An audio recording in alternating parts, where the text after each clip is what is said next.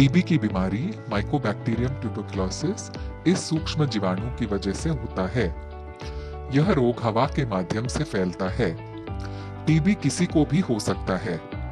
इस बात को समझने के लिए आइए ये देखें कि टीबी हमारे शरीर में कैसे फैलता है। जब कोई फेफड़ों के टीबी का मरीज खांसता या छींकता है तो हवा में छींटे निर्माण होते हैं। इन छींटों में टीबी के जीवाणु होते हैं। जब कोई स्वस्थ व्यक्ति इन छींटों के संपर्क में आता है तब टीबी के जीवाणु सांस के माध्यम से उनके शरीर में प्रवेश करके उनके फेफड़ों तक पहुंच जाते हैं। जब टीबी के जीवाणु शरीर में प्रवेश करते हैं तब शरीर की रोग प्रतिरोधक शक्ति इन जीवाणुओं से लड़ती है और उन पर हमला करती है। यदि इस व्यक्ति की जीवन शैली सेहतमंद हो तो इस व्यक्ति को टीबी की बीमारी नहीं होगी। पर अगर किसी वजह से शरीर में बीमारी से लड़ने की शक्ति कम हो जाती है तो ऐसे लोगों में निष्क्रिय टीबी जीवाणु सक्रिय हो सकते हैं और उन्हें टीबी की बीमारी हो सकती है।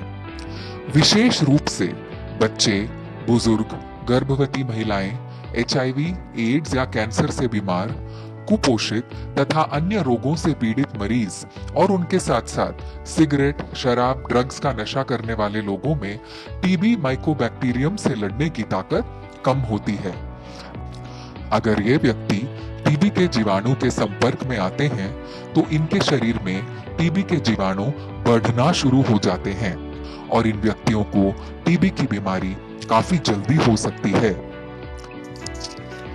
शरीर के जिस हिस्से में टीबी हो उस हिसाब से टीबी के लक्षण भी अलग अलग हो सकते हैं। अगर आपको फेफड़ों में टीबी है तो खांसी आना, खांसी में बलगम आना, सांस का फूलना, कभी कभी बलगम में खून आना, ऐसे लक्षण देखे जा सकते हैं।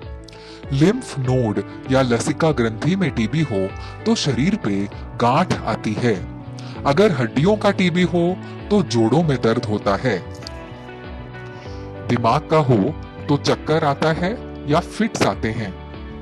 पर इसके अलावा सभी टीबी के मरीजों को शाम को हल्का हल्का बुखार आता है, भूख कम लगती है, वजन कम हो जाता है और थकान महसूस होती है। जल्द से जल्द डॉक्टर के पास जाएं और पूरी तरह अपनी जांच कराएं। जरूरी नहीं कि ये सब लक्षण एक ही मरीज में हो।